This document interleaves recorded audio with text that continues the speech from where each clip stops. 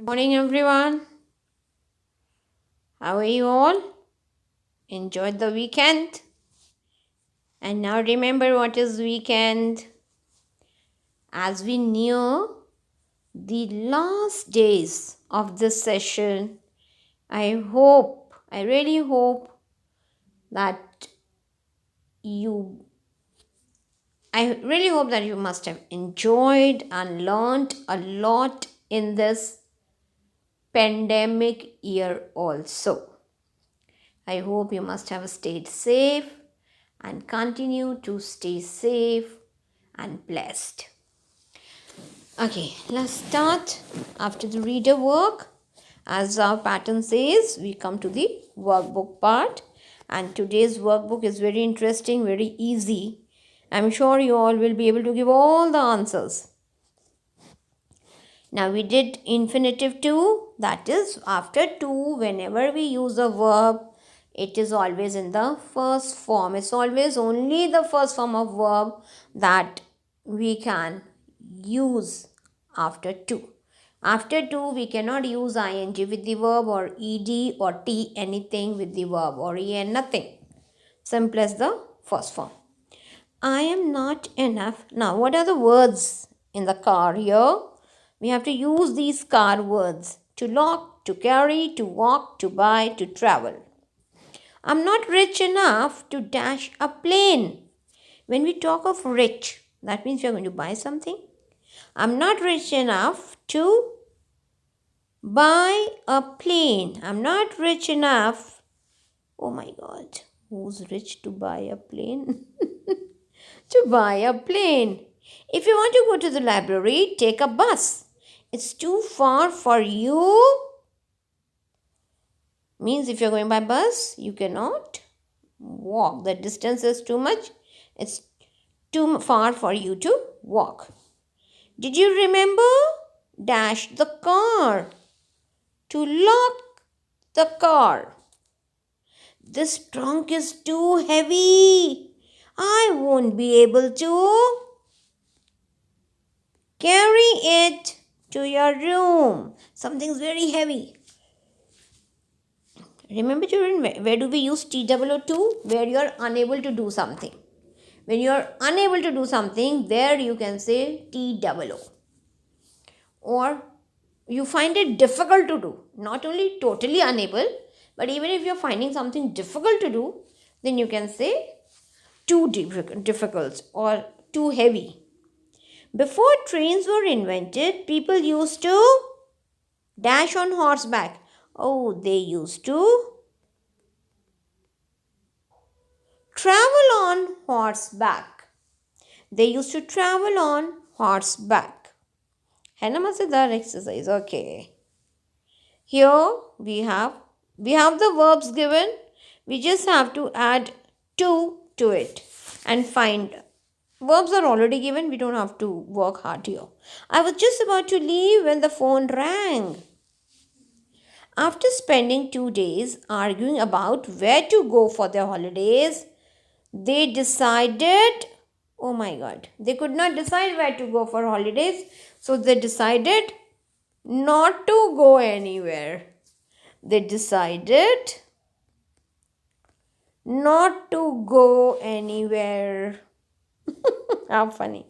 Mr. Smith to his wife, did Jack manage? Repair to given hai? So we'll just say, did Jack manage to repair the car? Did Jack manage to repair the car? Mother to Usha, don't forget, verb is take, don't forget to take your tiffin. Mr. Nair to his son, while going to the temple, is telling him, I will tell your mother to leave her cell phone at home. Cell phone, mobiles. Mrs. Call, I would like dash in the garden when it is snowing. I would like to walk. I would like to walk in the garden when it is snowing. The police threatened Threaten means give a warning to scare someone. The police threatened to handcuff the talkative culprit. Handcuffs, you know? To handcuff the talkative culprit. So, easy exercise hai. I'm sure. Understood? Next is words in action. What do you see in a zoo? What all do we see in a zoo? We see tigers, lions, chimpanzees, hippopotamus, rhinoceros, kinds of birds. It can be anything. It's up to you, children. Fill up whatever you feel like, but it should be there in a zoo. Don't say dogs or cats. They're not there in a zoo. On a railway platform, what do we see on a railway platform? Porters, passengers, trains, bookstore, snack store. 2 or 3 words you have to fill up. Fine. In a desert, what do you see in a desert? Cacti trees, cacti plants, palm trees, sand, camels is called the ship of the desert. You all know very well. In an orchard, fruit trees are called orchards.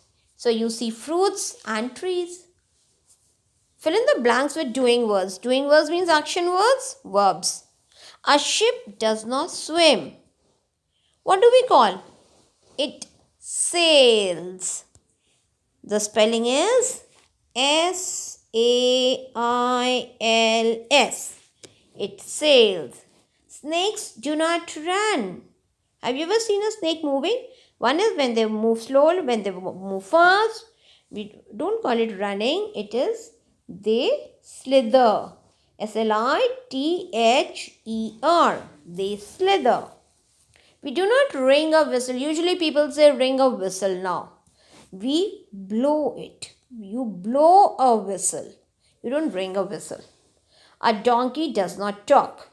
We to talk. A donkey does not talk. It brays.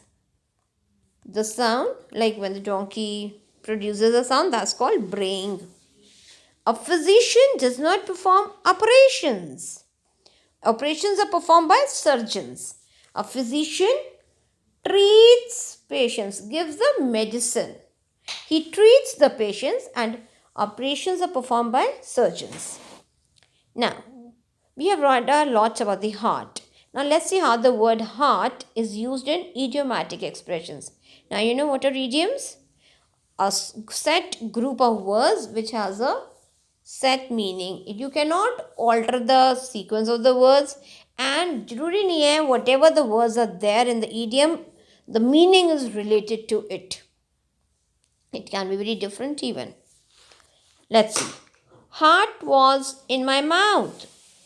When I'm very scared, I say my heart was in my mouth, or his heart was in his mouth. Somebody very scared or frightened. This is number one. Does my heart good? It feels good. Makes me happy. Makes me cheerful. A heart of gold. Oh, some people have very nice nature. There we can say has a heart of gold. Very kind nature. Very helpful. Very kind and sympathetic. So we can say a heart of gold. From the bottom of my heart, very sincerely when we thank somebody, it is from the bottom of my heart I want to thank you. ऐसा कहते हैं ना at times. Now use these expressions with the word heart in them in these sentences. It dashed to hear the children laughing loudly while they play. It does my heart good. It does my heart good to hear the children laughing loudly while they pray. Like it makes me happy. This advice comes from the bottom of my heart. This advice comes from the bottom of my heart. Like very sincerely, I'm trying to advise you. When the principal was about to give us our report cards, oh yeah, that is the time when we feel the heart was in my mouth. My heart was in my mouth. Like um, beating so loudly, it feels it's just coming out. So when the principal was about to give us our report cards, my heart was in my mouth. Sometimes Mrs. Smith speaks harshly, but she has a heart of gold. But she has a heart of gold. Like some people do speak rudely, loudly, scoldingly, but they're very good at heart. Oh, this is a very lovely exercise. Find and encircle 9 different words from this word grid. Can you do this? Okay, I can do some for you. House. Yeah. Then we have SAB and we have and also. We have hill. We have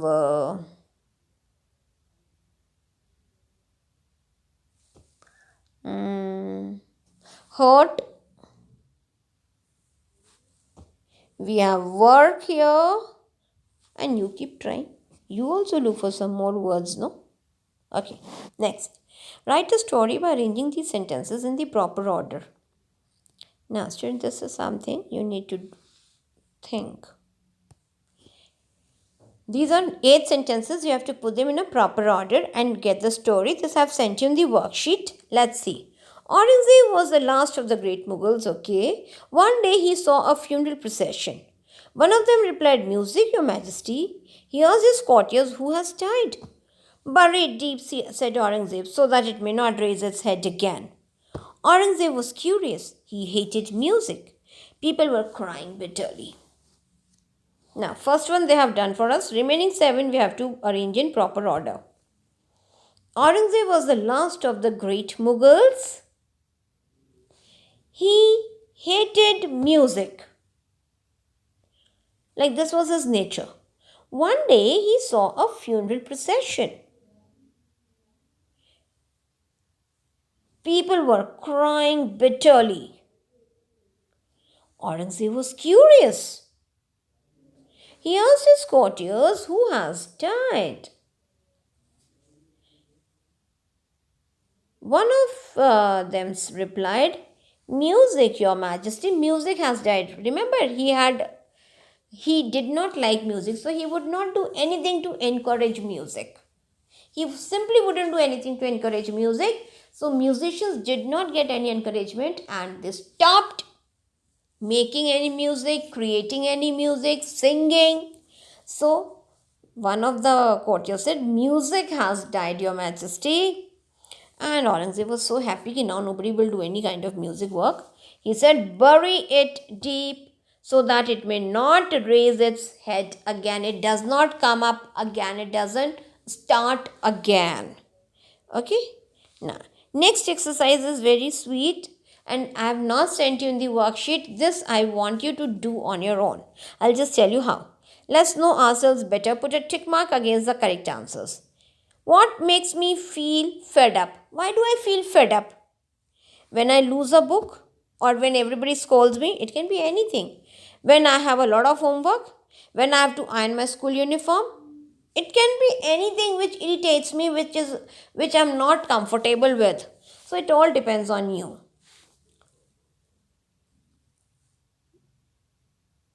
What do I do when I am fed up? And then when I'm irritated, when I'm angry, what do I do? Either I sit in a corner and sulk, or I stop talking to my friends, I don't answer them. I feel like running away somewhere. I quarrel with my brother or sister, either common and most common. I eat a lot. Some people tend to eat a lot when they are hungry.